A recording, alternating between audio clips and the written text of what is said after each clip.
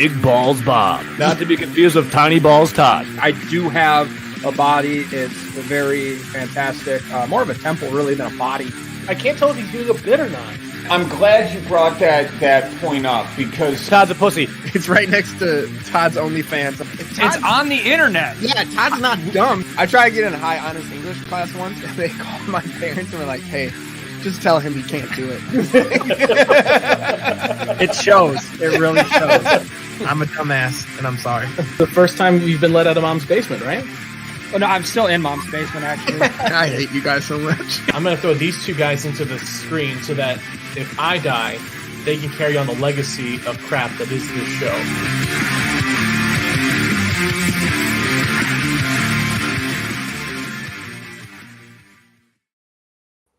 Welcome in, Green Bay Packer fans. It's another edition of Lombardi's Bar. I'm your bartender, Dan Connolly. Thank you so much for joining us again on this Wednesday on the Game On Wisconsin YouTube channel and all of our other social streams. If you have not done so already, take this moment to go ahead and subscribe on the YouTube channel to get notified every time that we go live here at Game On Wisconsin. I've got two guys in here this week to talk about, you guessed it, Green Bay Packer football. The Packers have one more preseason game tomorrow night in Kansas City to figure everything out before the season gets started. No guests today, so it's just these two yahoos I got to throw into the chat. It's Todd Barney and Jimmy Christensen. Boys, how we doing? How we feeling? What's going on? I'm feeling good. I'm ready for the preseason to be done and for real meaningful football to start taking place. Yeah, no, exactly the same. I'm loving that it's on a Thursday, though, this last preseason game. It's nice. It makes doing these shows, especially during the preseason, way easier because we get to talk about what's going to happen tomorrow rather than 3 days from now. All the other ones have been on a Friday, so it's just been like 2 days. Math's not my strong You suit. got to give him some time here, Dan. It's preseason for Jimmy's brain, too. Okay. That second glass of milk hasn't hit him yet. No, it hasn't. I have a third one poured for after the show, though. So Just going to be real smart today. Just chilling in the fridge. Yeah. Ready to go, keeping it cool. And it's organic. So, my brain's getting extra strength. Ooh. I can't talk, apparently. Strength is hard. But no, I'm really excited for this game. I know we're going to talk about him later on during the Bakhtiari bets, but to see MVS and the Chiefs offense is going to be interesting. We'll see how many drops he has, but I'm pumped for it. Last game, then real football coming. Yeah, I'm like the first preseason game kind of wets the palate a little bit. You're like, all right, cool, back into this. Second preseason, Once you get past the second preseason game, it's like, all right, enough of this shit. Yeah, I'm ready. Like, let's get it going. I just realized that college football, like the first week of college football starts next week. And I'm like that's it. Like, this is the perfect, like, this is when everything starts now. I'm ready to just get back into it. Just right there. Load me up. I'm ready to I'm ready to OD on it, man. Let's go. What did they say our last What's up, Joe? when we beat the Saints? That was our first preseason win since, they say, 2019 or 18. Or I think that's probably, it would have been 18, I think, because no preseason 2020. Yeah. Didn't win 2021. And so I guess I don't think we won anything in 2019 either. So that makes sense. I refuse to look up anything that has to do with a preseason record, so I can't help you on that one. I do know the Ravens are undefeated for years. 22 game win streak. Wow. Turned into stacking success. One brick at a time. Well, guys, Big trust. What did you think? Big trust. Big trust, baby. Let's jump into it. Let's talk about this game last Friday against the Saints at home, the one home game for the Packers. First win of the season. Clearly, the win aside, the best performance we've seen overall from everybody on the field, it felt like. Let's just jump. Sorry. Not everyone, because I was getting game updates and it was a little frustrating because Todd was at the game and I have YouTube TV, which is about 10 seconds behind. And I kept getting texts from Todd about fuck ups that Ty Summers was having. So I know what was about to pop up on my screen. So I wouldn't say everyone had their best showing, but what was frustrating for me during the game was Jimmy repeatedly tweeting from the wrong Twitter account. I thought it was on mine. And me getting updates. So if you guys see game updates happening on the Lombardi's Bar Twitter account, that's just Jimmy being an absolute moron. Okay. I'm glad we're going to have this conversation right now because I could not watch the game live. I was at a baseball game. So I would check Twitter and I would see all of these notifications from the Lombardi's Bar account. And I was like, wow, I didn't think we were going to be doing live tweeting from the account, but okay, it'll drive engagement. People love that kind of stuff. I guess so. I guess this is the way we're going to take it. It wasn't until I started talking shit back to the account that Jimmy realized he was on the wrong account. So I literally texted Todd, oops, wrong account. Whatever. Growing pains. I'm not used to having multiple Twitter accounts. It does throw me off because I think we all have the Twitter. I think we all have access to the account right now. And I will I'll get a notification about someone liking or retweeting something on the Lombardi's Bar account. And then I'll try, I have to remember if I can't like the tweet from the Lombardi's Bar account. I have to go into mine and like the tweet. So it doesn't look like we're just liking and retweeting ourselves.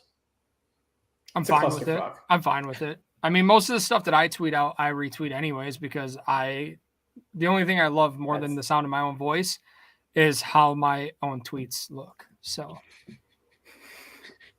And Todd has so many burners. He's used to just jumping around accounts. This is nothing new to him. Yeah. Not a big deal. All right. Well, let's jump into buy a round for this past week, the game against the Saints. Jimmy, why don't you start us off? Who are you buying around for? This week, this one was actually tough. There were so many people. As you mentioned, there's a lot of great performances. And I actually went for not Ty Summers? Except Ty Summers. I went with one, not even for the game. I went with Devontae Wyatt.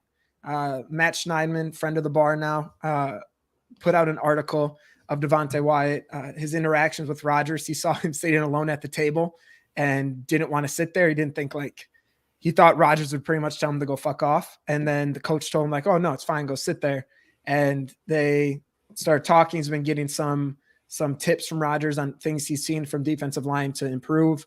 He's been open about, I guess, from what he calls his struggles so far, just kind of making a splash on the defensive line. And it's kind of cool to see a player being so self-reflective and aware of the situation, everything that's going on. And I still have high hopes for him. He's a first-round pick. He's extremely talented. So it was just cool to see him kind of open up a little bit about, he's hearing shit or reading shit on Twitter. So he's aware, he's improving, and that's really all you can ask for, especially on a defensive line that has probably the most depth we've had in that area for years. Would you say most depth on that line since the Super Bowl back in the 90s? I feel like that defensive line was deep. I don't even know that it was deep. They just had four dogs that just and it was different back then. You didn't really rotate guys in and out. So you had Santana Dotson and Gilbert Brown in the middle, and then Sean Jones and Reggie out on the ends. Okay. And Reggie was 5 players. So it's really, you had 8 people on that defensive line. Yeah. It was aggressive. Yeah. No, but I do love seeing the rookie step up like that, kind of, get out of his comfort zone a little bit. Yeah. He was saying schematically for Joe Barry has been tough for him. I don't know who it was that told Jimmy that he should come sit with me when I was sitting by myself. I wish they wouldn't have, though. I wish he would have sat somewhere else. I was sitting alone for a reason. So that was bad advice that Jimmy got. I'm not sure which time you mean, because I feel like that's anytime I was going to say, anytime I approach you, I instantly see your head just go down and hear, why the fuck is he here? Yeah. I pull up to Jimmy's house and I just sit out front for 20 minutes. Just mentally preparing. The car, just white knuckling. The hour drive there wasn't enough to mentally prepare me for dealing with him. That's why he told me that Pastor Pat lie, so I really wouldn't go to the baseball game with you. I forgot about Pastor Pat. Yeah, because he's not a real fucking person. Whoa. Don't tell Ouch. Mrs. Pat that. Yeah. But I'm buying around for Jordan Love. Not only is he, by all accounts, having a much better training camp, preseason, but also he's just continuing to go about his business quietly. For a guy who has taken as much criticism for no apparent reason as he has, to not say anything is pretty impressive. So definitely buying around for him, just continuing to show up, do his job, keep improving, and go from there. He did have that had to be the best game we've seen from Love, right? Yeah, for sure. Yeah, That people talk about wanting to look for those plays, those moment plays from Jordan Love. That one of him scrambling around to his left, stopping and firing. I mean, what was it, like 25, 20 yards into the one quarter size location that his player could make a play on. Obviously it didn't get completed, but to put the ball into that position after all of that. Yeah. Those are the kind of plays that we're starting to see from Jordan Love. Yep. Well, and when he's missing, it seems like he's missing small. He's, right. He's hitting a guy in his back shoulder instead of leading him out in the flat and, stuff like that, which that'll come. I mean, he showed arm strength. It's communication stuff. Yeah. Arm strength isn't going to be an issue for him. We saw that finally. So that was good to see. It'll be nice to see him continue to progress. And then it'll also be really nice to not watch him play football for another year. Yeah, that's a good point. We're getting so hyped up and happy about it. He's so hyped up, and we'll get to watch 4 more drives on Thursday tomorrow. Oh, I did, and then nothing. I did come up with a new word, mopportunities. So I'm okay watching him in mopportunities. Opportunities. Mop up opportunities. Mop up opportunities.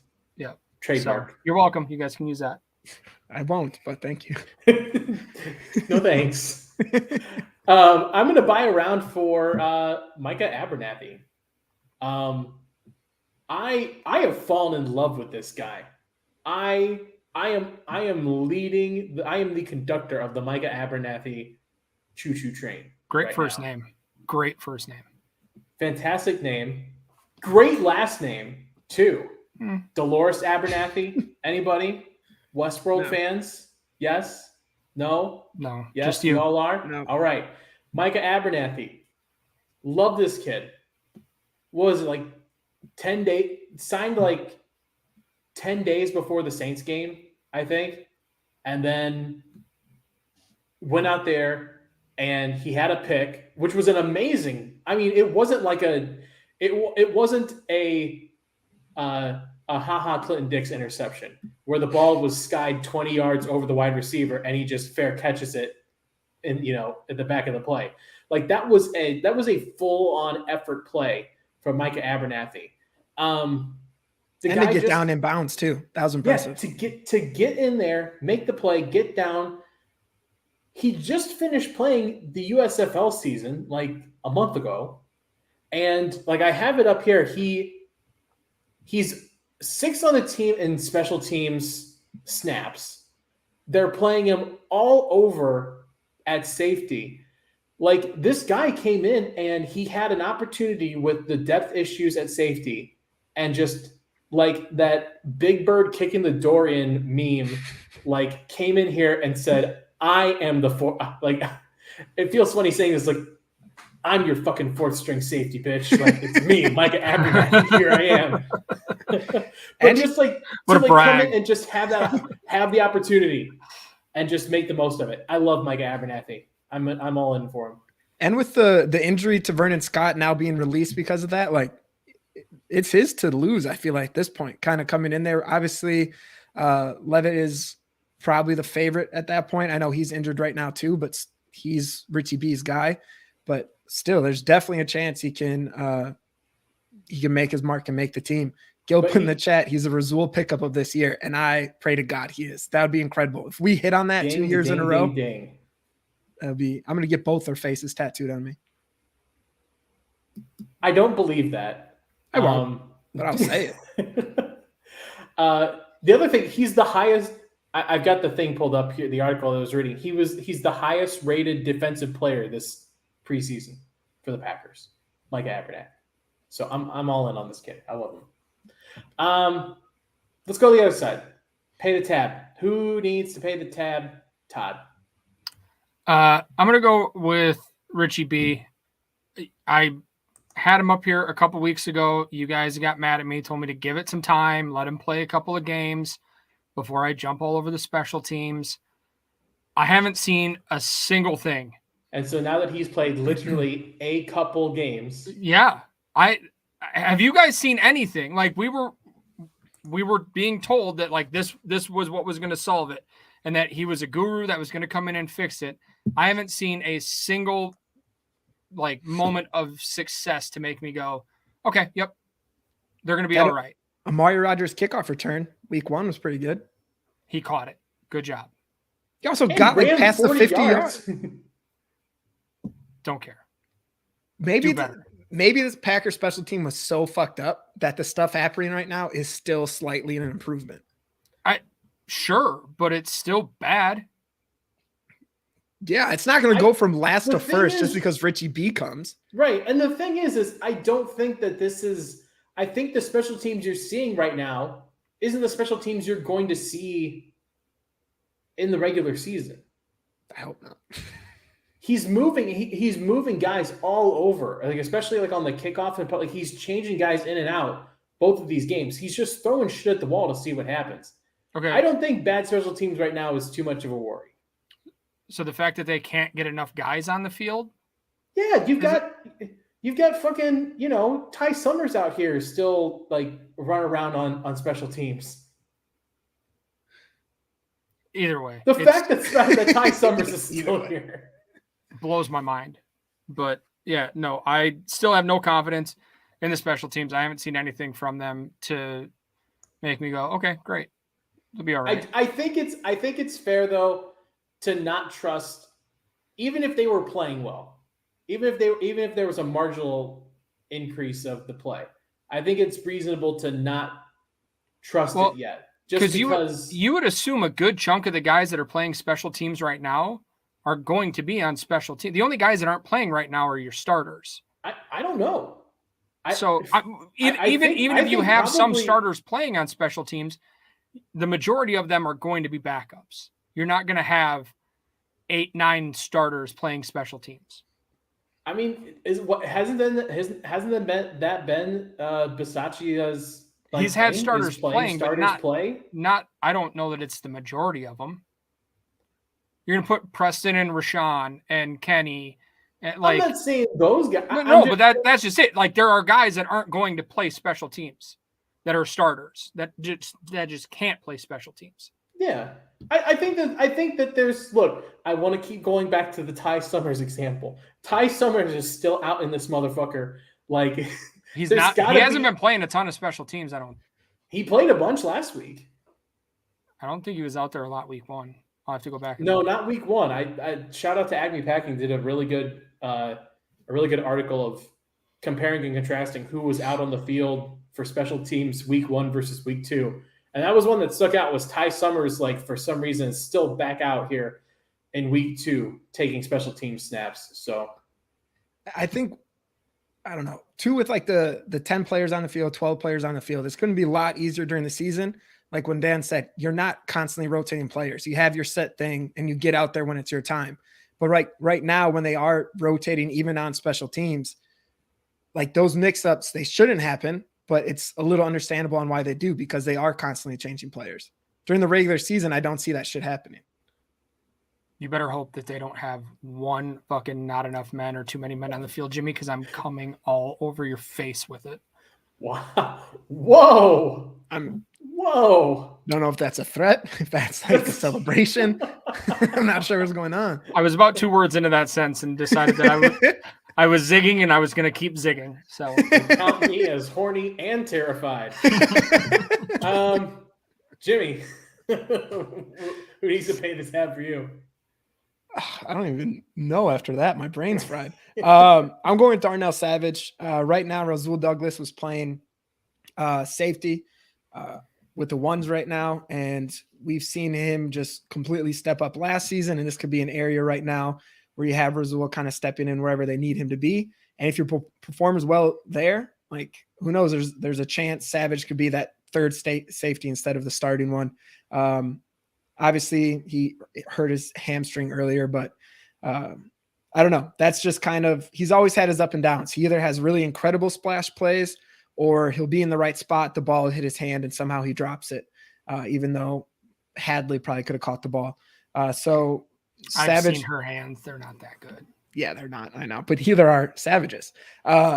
So I don't know. He definitely has to improve this year, especially coming up on, I don't know if it's this season or next season. He'll be up for a contract, right? I think it's after this season. They picked up his 5th year, so he's got 2 more years. This is year 4. So closer we're getting to that, the more pressure that's going to be on him. Obviously, he's going to want a big deal, 1st-round pick. He's had some plays, so he's going to need a big season, especially with such a talented defense. We really can't need weak spots. Yeah, Lambo brings up something in the chat here about the safety position and Savage and all of that. The Vernon Scott cut. How surprised were you guys by that?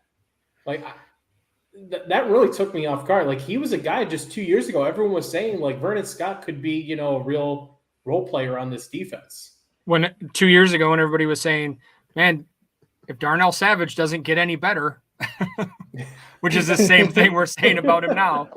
I was kind of surprised by it, especially just because of the lack of depth at the safety position. Yeah. I thought they'd try and keep him around, but that injury has to be worse than we think. That's the only thing that makes sense to me. Yeah. I don't know. He's going to reach, I guess he went through waivers or whatever. He's going to get an injury settlement, and then we'll see if another team picks him up. That would be telling as well if he doesn't make it anywhere else. But I was pretty surprised about that. There's always been, like you said, good chatter around him. Yeah. So I'm going to pay the tab this week. It's your boy Matt LaFleur again. But it's not for something he has done already. It's something I'm challenging Matt LaFleur to do. I want you to look me right in the eyes, Matt. I know that you're watching. Right here, Matt. Right here. Thank you for taking the hat off. I couldn't see your eyes before. I'm so uncomfortable. Matt LaFleur, I am challenging you to keep Danny Etling on this offense because I have 2 words for you. All right? Taysom Hill. Taysom. Turn Danny Etling into Taysom Hill, you coward. I swear to God, Matt LaFleur, have the balls. I want you to walk into Ray Nitschke Field with a wheelbarrow because you have to carry the balls that are so big because you turned Danny Etling into the next Taysom Hill. Do it. Are we sure we want a Taysom Hill on our team? Like, it didn't work out that great for the Saints. You know what? No, you're right. I don't want a Taysom Hill. I want Danny Etling. I want a Danny Etling on the field. That's what I want. So all those tweets about people falling in love with Danny Etling on Twitter were really just all talking about Dan. They were all Dan's burner account. Call me crazy, though. Call me crazy. I think there's a role for it to work, especially when you think about it this way. It's not like this offense has the go-to Devontae Adams breakout game breaker player anymore. Throw Danny Etling out there for 5-10 snaps. No. 10 snaps a game. I'm saying between 5 and 10. No. I'd be comfortable with like 1 every 3 games. I'm not saying, here's the thing. I'm not saying he doesn't get the ball every 10 plays, but he's out there as a decoy. He's running around. He's doing Danny Etling stuff. He's fucking, that's what Danny Etling does. No. But here's the thing, Dan. I was actually, as soon as you said Taysom Hill, I was going to pull you out of the studio. But I could tell that you had rehearsed that whole thing so many times today. I had not rehearsed it. I went in blind. I knew the energy that I wanted, and I let the spirit take me. Danny Etling just came into your body and just Danny Etling. Whoa. I'm like, whoa.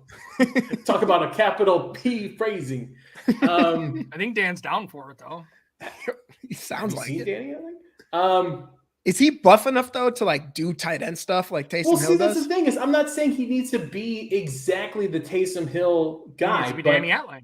but throw him out there in a wide receiver position, jet sweep, and he's throwing bombs, or he's running around doing, like I said, Danny Etling stuff.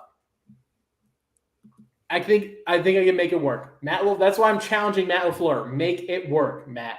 Next week, please come with 3 different plays you personally drew up for I'm Danny. going to. Oh fuck!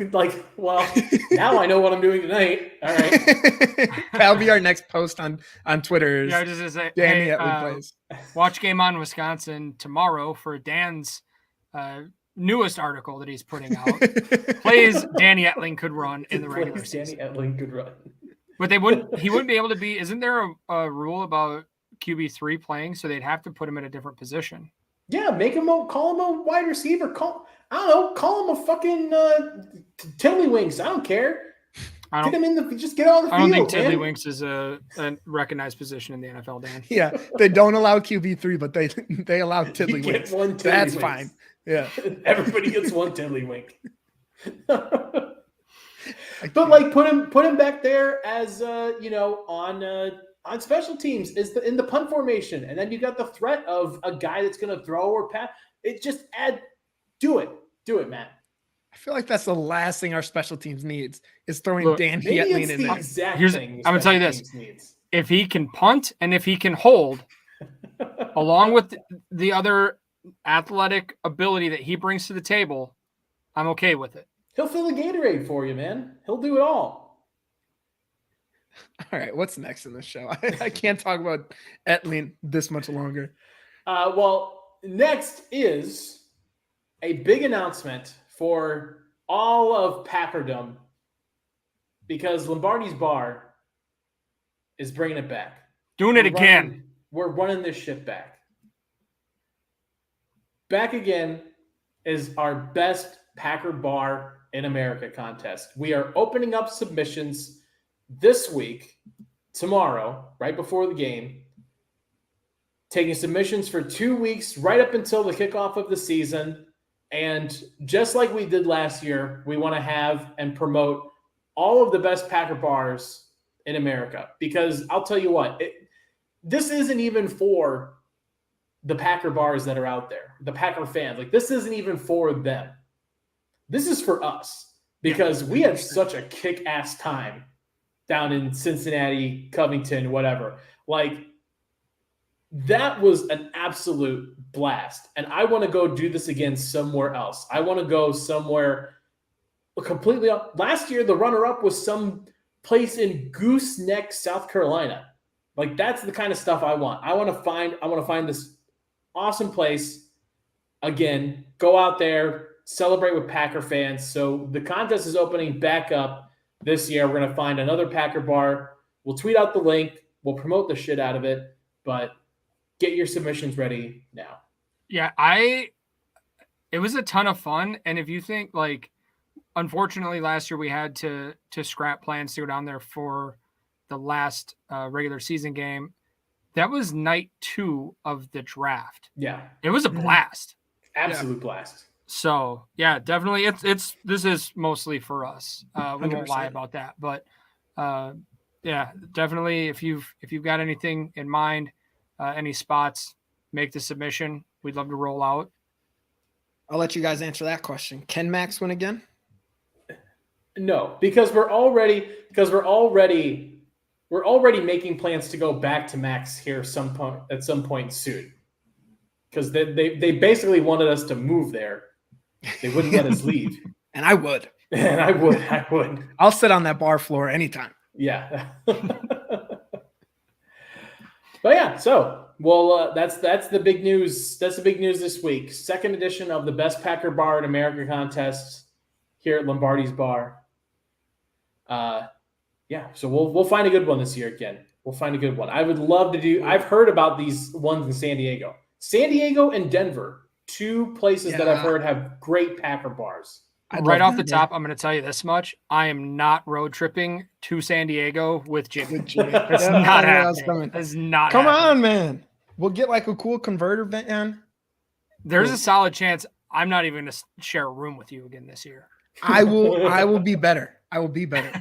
I'll train my body. I will eat so much fast food and junk for like a month ahead of time that my body won't reject it. It had nothing to do with the 8 gallons of IPAs you drink every day. I was on vacation. All right, guys. So let's talk about this game tomorrow in Kansas City against the Chiefs. Obviously, still some questions up in the air. Still some things that we want to see from people. Really, at this point, I feel like we kind of know about like 40 people on the roster probably that are for sure making this team. And then it's a list of about half of the other ones we're still not sure about. So let's start with this. Biggest unknown position group going into tomorrow night's game. The position group that we still have no idea how this is going to shake out after this week. I'll start with mine, wide receiver. I think the thing, I know it's an obvious one. Is it though? I don't know that anybody saw it coming. Well, you guys took both of the ones that I was going to use. So I think it's something else. I laid off. I figured that you guys needed something easy, and I'm so much smarter than both of you that. But the thing that I think kind of adds another layer to this is Christian Watson coming back into the fold. That's the thing for me is I don't know what we'll see of him, if anything, this week, but him coming back and having some positive news come out of his first handful of practices kind of adds another little layer to the wide receiving picture now, because obviously he was basically he was the first pick round 2, really the only pick of the second night. He's supposed to be the guy, and we haven't seen him yet. So I'll go wide receiver. Jimmy? How many wide receivers do you think make it? Just about to ask that.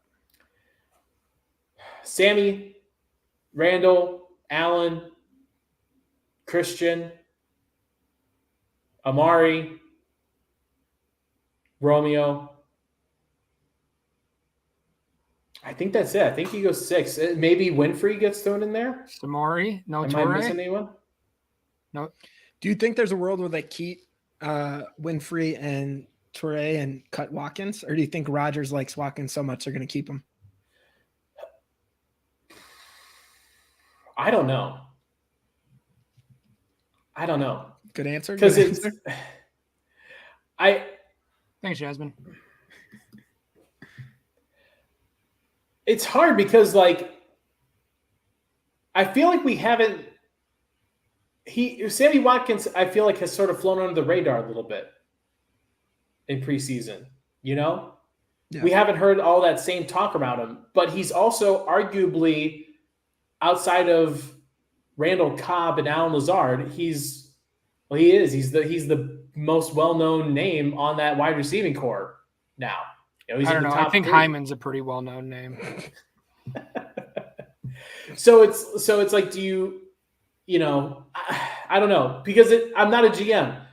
If I was a GM, I would make a better decision, but I'm not. You keep fucking Danny Etling. You make great decisions. They're going to keep 8 wide receivers because one of them is going to be Danny Etling making a decision. 8 wide receivers, all 7 of those, and Danny Etling. Do you think if they go 7, do you think it's Winfrey or Torrey? I think Winfrey, because I feel like there's been more upside with what Winfrey has brought in the preseason so far. Okay. I don't know. Again, I'm terrible at this stuff. I'm absolutely god awful at doing bottom of the roster predictions. So I just we're getting an OnlyFans set up. It'll be a lot of mustache content. Todd, what about you? What's your biggest group? secondary depth is where I'm at. When we're bringing up names like Levitt and Micah Abernathy, where are we at? I don't like the fact that they had to move Rasul Douglas back to safety to make things work, because then that, like, we don't have depth at cornerback either. So what are we doing there? So I don't like that there's not a lot of depth there. It'll be interesting to see the way it goes, and might have a little bit more on that in our next segment for you. I don't know. Call that a teaser. Ooh. I'll jump in with mine. I'm going with the offensive line. Obviously, it all depends on Jenkins, Bakhtiari, what that starting unit's going to look like, which just kind of adds more question marks to the whole situation on who's going to be starting week 1 for the Packers. Zach Tom's looked really good. Hasn't allowed of pressure. Granted, again, preseason, he's going against second, third, fourth stringers. But I don't know. That's one that's going to have to shake out.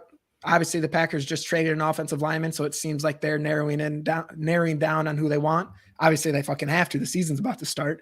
But that's a big question mark for me is who's going to step up, who's going to be playing, especially week 1, and who are they going to be using as that swing tackle. That's going to be anytime someone goes down, is going to be replacing them. We're going to be missing that with Lucas Patrick this year. Obviously, we won't have him to just plug and play wherever, but we'll see. We'll see what happens.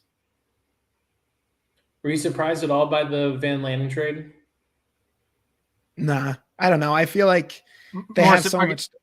Go ahead. Sorry. I was gonna say they have so much depth on that offensive line. Like it at that point, if someone's offering you a 7th rounder for a guy that's not going to play at all, you fucking take it. Yeah. I was more surprised he was still around. Yeah.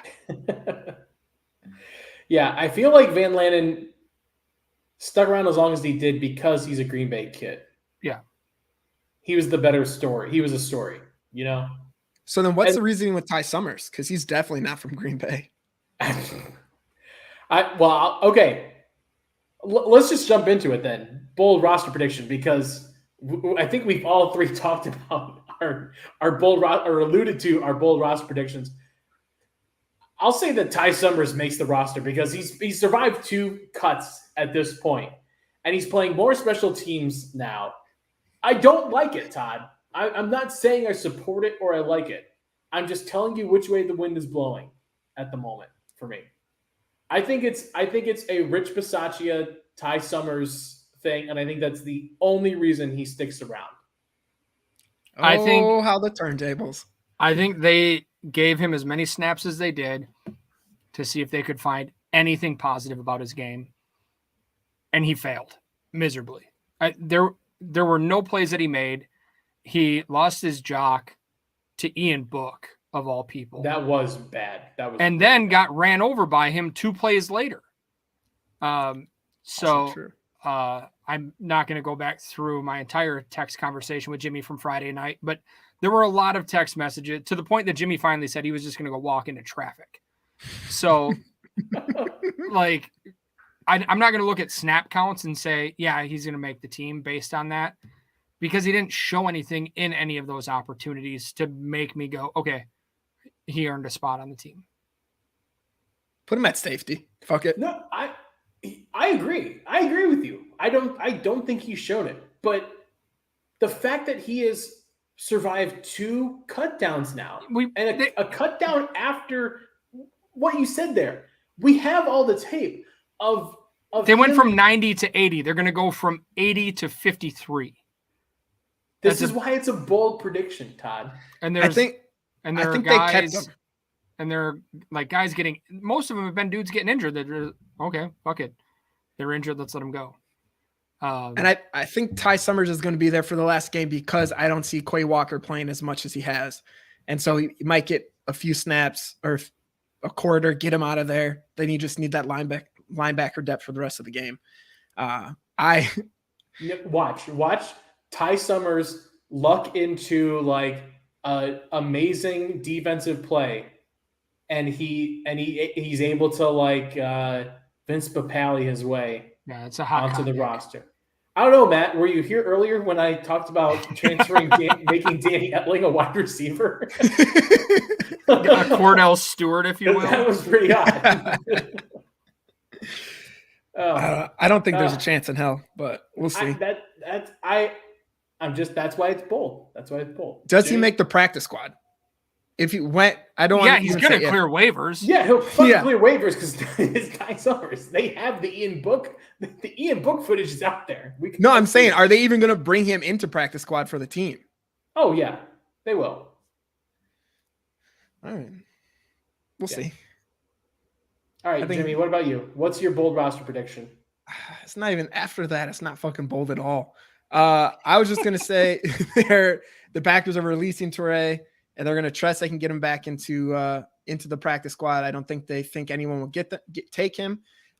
Andy Herman, again, friend of the show now, put out how it's not really getting your best 53 on the roster right now. It's making sure the players that you want on your team to eventually play can make the practice squad as well. So he mentioned Chris Barnes, how he was going to be the week 1 starter 2 years ago. They still released him. They knew they could get him back on the practice squad, got him, and then elevated him. So there's going to be some voodoo magic going around. I could see that, knowing they can get Toure on the practice squad. Rodgers has mentioned Winfrey way too much for them to just let him go, even if he is that 6 wide receiver that doesn't see much time at all. I feel like it's also just kind of that boosting of what Rodgers wants. You're going to give him those small things, not do the big stuff, but hey, if you want Winfrey as your 6th receiver, fuck it. He can be on the team. So I think he's definitely going to make it. Hot. Cool. Interesting. Anyone have anything to say? Yeah. Do you not think so? Speaking of, I mean, I guess we already talked about this in the wide receiver chat before. You fucking jumped over it, or you jumped to it early. No, wait a minute. I was just talking about the wide receiver group, and you asked the question. No. Would you keep, or was it Todd? I did. Todd did that. All right, so don't blame me. I can't blame Todd because he'll yell back at me, and he always wins those. So I just had to go to you. I don't even know what you're upset with me about at this point. What did I do wrong? I don't know, Todd. What's your bold prediction? So nothing. I did nothing wrong as per usual. I'm perfect. Got it. My bold prediction is that there is somebody that's going to make the 53 that is not currently on this roster. Going back to that secondary depth, I don't know that there's somebody in there that they can really look at and trust to be a backup that they lean on. I mean, they're going to play 4 cornerbacks. I don't know that Shamar Jean-Charles is that guy. They're going to play 3 safeties. I don't know that you want Rasul going back there that much, or that Micah Abernathy is the answer. We saw in the first preseason game, Leavitt's pretty good at getting burnt. So I don't know that that's a guy you want in there a lot either. So I would not be surprised to see somebody else in the secondary room that's not currently on the roster. 2022 Pro Bowl Kevin King still out there and available. So, God damn it. Had to bring back the hot take from last year, or the bold prediction from last year. He's a Pro Bowler. He just needs an opportunity. Yeah, like Gardner Minshew. Trash. Question. Do you guys think that, like, in the years past, right now and going into when it was the 4th preseason game, there was always those like big surprise cuts, and then teams are definitely picking in players? I feel like the level of how much that happened has dropped down a lot. Like, you're not seeing Josh Sitton get cut from teams and being brought in somewhere else anymore. I feel like those big surprise cuts aren't really happening. Is that more of like happening in the offseason now and not even getting to training camp, or am I just a big dumb idiot and missing things? Yeah, I feel like that happens a little bit earlier, just the way that contracts are scheduled, where it's like the June 1st. Right. Kind of cut before, June. Yeah. I don't know that there's a ton of guys that it makes sense at this point to cut financially. And again, I think that a lot of that probably comes from players structuring their contracts to go, I want to get cut in June. So I've got time to catch on with another team. rather than getting cut the end of August. And it's the void now that those void year contracts are becoming more popular. You have to cut them before before the start of the new year in like March or April before that money hits. So like guys like that are getting cut so much earlier now. Yeah, I think you're right. It's changed the landscape. So then the follow up to that is like, who do you think is going to be available for them to bring in at this point? Do you think it will be someone gets cut and they bring him in, or they would make a trade? Yes. All options are out there. I got you. Yeah. I mean, it's Goody. You never know. There's always going to be roster churn at the bottom of it. And I think especially now with that extra week of that off week between the third game and the start of the season, I agree with Todd. I think that there's probably a good chance that it may not be a huge impact player, but I bet there's at least one. Yeah. All right. Last question before we go to the next one. For bold predictions or whatever, a lot of the chatter on Twitter is Packers only keep 2 running backs. Do you think that's a thing, or do you think they're going to keep either Goodson or Patrick Taylor as that third RB, or maybe do 2 until Kylan Hill can come off the injury list? I think they have to do 3. Look at how much that offense changed when AJ Dillon went out.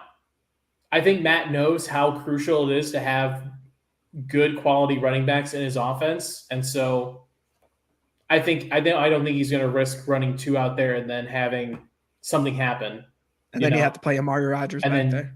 Yeah, Randall Cobb or some shit. Yeah, I lean towards Goodson, but again, like it's one of those ones that it's a toss up. But I think they definitely keep 3. But not Dexter Williams. You guys don't think? Definition of a camp body. So weird seeing him in 34. I know. Yeah, I don't know. There's no chance he makes this team, right? Dexter, no. Who has the better chance, Dexter Williams or Ty Summer? Ty Summers. Yeah, because he plays special teams. Yeah. Or here's the perfect. Just make Etley running back 3. Hey, he led the team in rushing yards. That's true. That was a glorious play, especially it happening during Rodgers' interview, saying how he had that long run last preseason, and then just fucking busts out a huge one. That was beautiful. All right, getting to the end of the show, guys. Time for some bar bets. Last preseason game bar bets for us here. Let's talk Jordan Love again. Let's rehash this one. Does Jordan Love play more than a half again this week? Because it's another week of no Aaron Rodgers, but it's also the third preseason week. Do they want to play Jordan Love more than 2 quarters this week? Jimmy? Yes. I think 5 Bakhtiari is over. He's going to get – maybe they'll bring Etley in the second half of the fourth quarter. But I think at this point, Jordan Love finally got back-to-back games in the first time ever. Now it's stringing successes. He had his best game he's ever had last game. You need to see him build on that and have another strong one this week. And I think if they cut that time down, this is kind of a disservice to him. So I think you need to let him go out there, make as many more splash plays as he can. Fuck it. Even if you're planning to trade him eventually, you need to get as many good plays as possible on tape. So it's another chance to do that. So I think they definitely play him at least 3 quarters. Todd? 5 Bakhtiaris, yes. All the reasons Jimmy said. The few words I paid attention to sound like he was kind of on a roll. Fuck off. I was just about to say you complimented me and then right away. No, I mean, they want to see him play, right? I mean, you want to see what he can do. You want to keep it going, build on the success he had last week and see what's there. So it doesn't do a whole lot of good to not let him go out there and play. Yeah, I hate that you were right about week 1. That's still fucking 5 Bakhtiari's over. Let me just real quick. Let's say we make it 3 quarters, does he play more than 3 quarters? Does that Yes. change it? No, I'd still say Say more than 3? I don't think so. I think they pull him out after 3 this week. And just give Danny the 4th? Yep.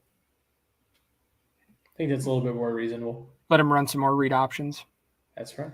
Get some time at wide receiver. You give him 2 series and every play is read option. Go for it on 4th down. Doesn't matter. Read option. Friend of Game On Wisconsin, MVS, this week. Does he score a touchdown, Todd? 5 Bakhtiaris, no. He gets open for 1, has it hit him right in the hands, and he drops it.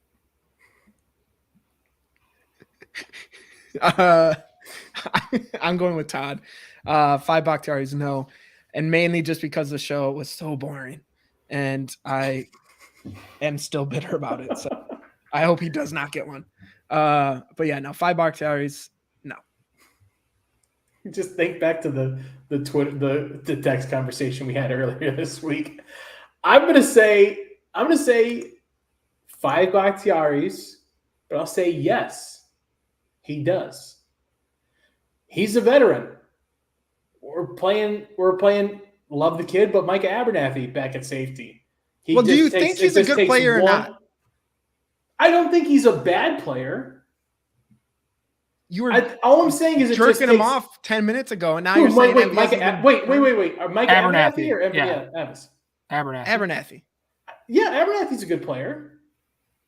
But MVS is going to burn But him? he's still I don't know I don't think he's technically a rookie anymore, but like he's still a role player. It just takes one shot over the top for MVS. The guy has speed. He can make it there. I say yes, I think he does. Just to rub it in our fucking faces. Last one. Back to Taysom Hill. Danny Etling. Danny Etling. Does he have a rush? A single rush, not total rushing yards, but a single rush of over 20 yards. Obviously had the 51-yarder last week. I'll say 4 Bakhtiaris, yes, because I love the kid and I have to keep up the bit. So I'm gonna say 4 Bakhtiaris. Yes, he does have a run over 20 yards because that's what's gonna make people believe. You wait for it tomorrow. It's gonna happen, and my Twitter account will become toxic as hell. Why not 5 if you love the kid? I'm hedging the bet a little bit. For what? Yeah, these have no say in the punishment. Stupid. Jimmy? I'm going 5 Bakhtiaris, no. I think he had his moment to shine last game. I'm sure he'll try to scramble for 1, but I don't think he'll get 20 yards. Todd? 5 Bakhtiaris, no. I think it was a fluke last week. Non-believers. The non-believers. He only had 1 carry until his 3 kneel downs. That had to hurt him. He had 1 carry for 51 yards. Then they make him take 3 knees, and he ends up with 4 carries for 48. Just killing that average. Never going to make it as an RB3 like that. He had such a good chance, too. All right. Guys, enjoy the game tomorrow night. Don't tell me what to do. 8 Eastern, 7 Central in Kansas City.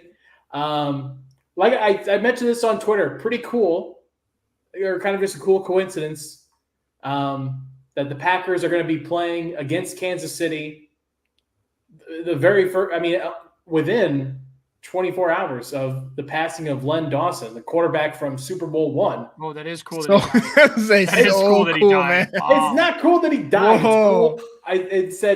It's cool that they're going to be playing against each other tomorrow night because they'll have a tribute for him, and to have the Packers be the team that's there for it, it's a little bit of cosmic, I'm just picturing Dan watching and seeing that news, and he just goes, "It's pretty cool." Oh, cool! He's scrolling Twitter. Len Dawson passed away. Yes, God, that's fucking cool. Oh, we play there on Thursday? Awesome. The second you said cool, I knew what you were talking about right away. And I was like, that was a poor word choice. I know. That's why I tried. That's why I instantly tried. I tried to pull it back. I heard the word. No. Oh my god. It'll be interesting to see tomorrow night. Packers, Chiefs. We'll be back next Wednesday, 8 Eastern, 7 Central, right here. Follow us on Twitter if you're not doing so already, at Lombardi's Bar. Follow us on Game On Wisconsin, at Game On Wisconsin. Obviously, subscribe here. So cool of you. Thanks, Lev. You're a real one. Can we Also- talk? Wait, no. If anyone's gonna make dying cool, it's Len Dawson, because that picture of him ripping This is the heaters coolest football at picture of halftime all is the time. coolest fucking photo you'll ever see. You can argue with the wall about it. Yeah. So if anyone's gonna Way make it cooler cool, than it's any Len baseball Dawson. manager smoking in the dugout Yeah, is Len Dawson. makes Jim smoking a pack. Leland look like a nun. Follow us on social media, on Facebook, the YouTube page. Subscribe to get notified every time that we go live. For producer Nick, who's still out doing parenting things. We also you forgot to mention, look out tomorrow before the game for the drink special and yes. game predictions. Yes, We putting all that on the out Twitter on page. Twitter as well. So be ready for that, and bonus points if you make whatever drink Dan comes up with. Yeah, it's I not hope going to it- be a good one. I hope it doesn't involve piss. It won't. I hope it does. I need some white tea.